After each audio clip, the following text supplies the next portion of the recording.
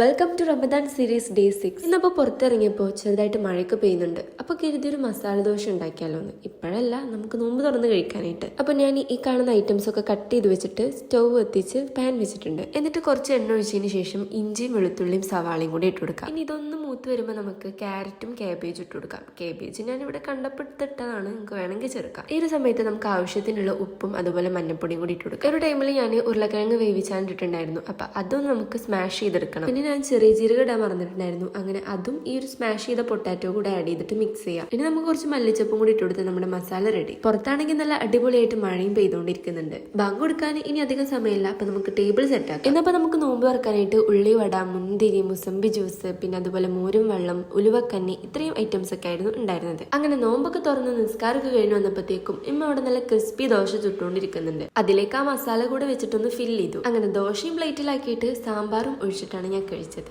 അപ്പോൾ നമ്മുടെ വീഡിയോസ് ഒക്കെ ഇഷ്ടപ്പെട്ട സബ്സ്ക്രൈബ് ചെയ്യാൻ മറക്കണ്ട. See you for another video.